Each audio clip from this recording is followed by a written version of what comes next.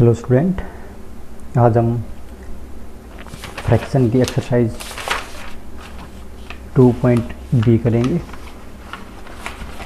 जो हमारे पास 2.b है या 2b है, उसमें जिस मेथड का यूज़ करेंगे वो हमारे पास है प्रोडक्ट ऑफ द फ्रैक्शन।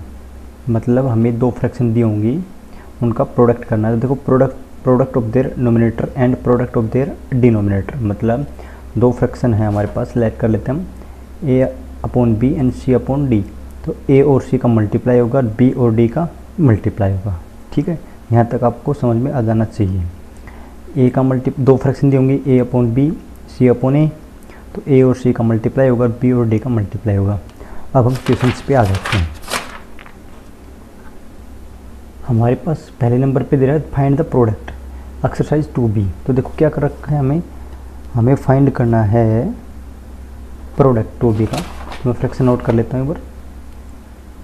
3/5 पहले क्वेश्चन है, उसका पहला ही पार्ट है, मल्टीप्लाई 7 अपॉन 11। अब देखिए इनका मल्टीप्लाई करना है, तो नोमिनेटर को मतलब ऊपर वाले पार्ट से मल्टीप्लाई कराना है। तो ये जगह 21 और नीचे वाले से 55।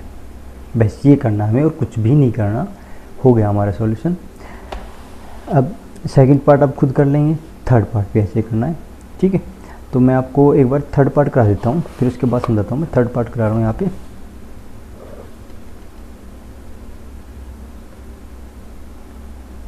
अब देखो, थोड़ा सा एक चेंज करना है आपको कि हम इनको डायरेक्ट मल्टीप्लाई करा दें।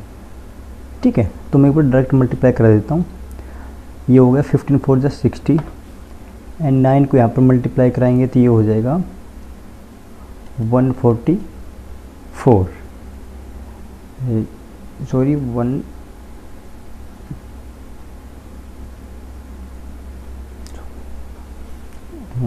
ये हो जाएगा 60 अपॉन 144 ही होएगा। ठीक है, 15 चौक 60 और 9 को इससे मल्टीप्लाई करेंगे तो हमारे पास ये नंबर आ जाएगा। यहाँ तक किसी कोई दिक्कत? अब देखो, ये तो हमारे पास ये नंबर हमने मल्टीप्लाई कर दिया, इसमें हमारे पास मिस्टेक हो सकती है। तो हमारे पास हम एक तरीका अपनाते हैं जिसमें हम फ्रैक्शन को काट सकते हैं आपस में सेम टेबल पर। अब देखो कैसे काटनी है वो आपको समझना है। देखो इसको हम यहाँ पर छोड़ देते हैं।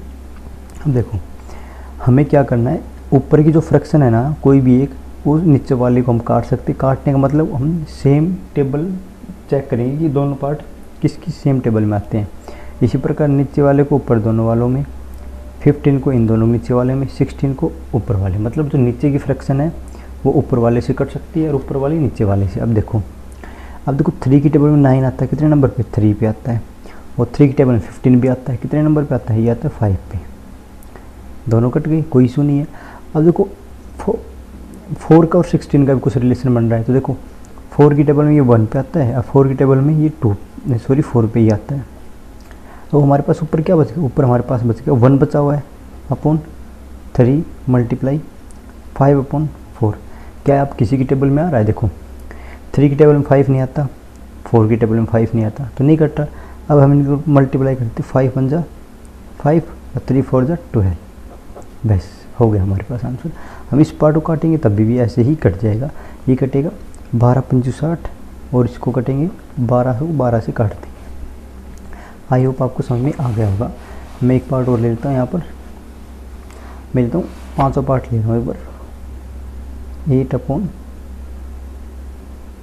ये पार्ट आप खुद कर लेंगे। ये समझिए, देखो अब जिस भी फ्रैक्शन के नीचे कोई एक ही नंबर हो तो उसके नीचे हमेशा 1 माना जाता है। तो हम इस फ्रैक्शन को ऐसे लिख सकते हैं 8 अपॉन 15 मल्टीप्लाई 20 अपॉन 1। ठीक है, यहाँ तक लिख सकते हैं। अब देखो क्या इनका कोई रिलेशन बन रहा है? क्या 8 और 15 किसी की टेबल में आते हैं, सेम टेबल में आते हैं? नहीं आते। क्या 15 और 20 आता है? ये तो आता है अभी 5 की टेबल में। तो 5 टेबल में ये 3 पे आता है, ये 5 टेबल में 4 पे आता है। अब हमारे पास देखो कुछ बच्चे क्या करेंगे, ऊपर वाले नंबर को काटेंगे। जैसे यहाँ पर मैं 4 को 8 से काट दूँ तो ये गलत हो जाएगा। हमें नीचे काटना है कि ऊपर काटना है। ठीक है, अब देखो ऊपर हमारे पास क्या हो जाएगा 3 अपॉन, ये बच का मल्टीप्लाई 4 अपॉन 1। ऊपर को मल्टीप्लाई 32 और नीचे का 3। हमारे पास आंसर हो गया। आई होप आपको समझ में आ गया। अब मैं आपको मिक्स्ड फ्रैक्शन भी दे रखी इसमें। देखो क्वेश्चन नंबर ये हमारे पास है 7 8 9 10 11 12। तो आप मैं इसमें फ़िलहाल मैं आपको करा रहा हूँ फ्रैक्शन वाला करा देता हूँ, ये वाला, ये हमारे पास है कौन से पार्ट है हमारे पास, 6 पार्ट है, सॉरी 9वां पार्ट है, 9वां फिर पार्ट देख रहे हैं हम, 3 6।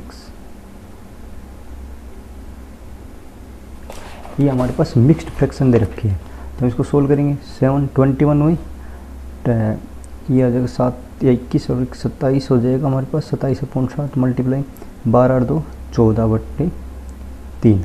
अब देखो हमें रिलेशन बनाना है। क्या 7 की टेबल में 27 आता है? नहीं आता। क्या 7 और 27 किसी भी टेबल में आते हैं? नहीं आते। अब 7 का और 14 का देखेंगे, 7 और 14 का कुछ रिलेशन बन रहा है, बन रहा भी। 7 की टेबल में ये 1 नंबर पे आता है, ये 2 नंबर पे आता है। यहाँ पर हमारे पास ख़त्म, यहाँ पर एक बच का एक पार्ट ख़त्म। अब दूसरा देखिए, 3 की टेबल में 27 आता है, बिल्कुल आता है। किस पे आता है? 9 पे आता है, तो ये 1 हो गया है, ये 9 पे हो गया, यहाँ तक कोई दिक्कत। अब इनका मल्टीप्लाई 9/1 मल्टीप्लाई 2/1। अब जिस भी फ्रैक्शन नीचे 1 होता है ना, उसको लिखो या मत लिखो 1 को, तो हम इसको डायरेक्ट ऐसे भी लिख सकते हैं, कोई इशू नहीं इस चीज़ को लेके, ठीक है। इन दोनों को हम ऐसे भी लिख सकते हैं। तो इसका हो गया 18/1, एक को लिखो या ना लिखो, तो हमारे पास 18 इसका आंसर आ गया। आई होप आप समझ गए होंगे, सभी पार्ट आपको ऐसे ही करने हैं, ठीक है। मैं आपको एक और करा देता हूँ, यहाँ पर ये करा देता हूँ मैं आपको 11वां पार्ट। एक मिनट,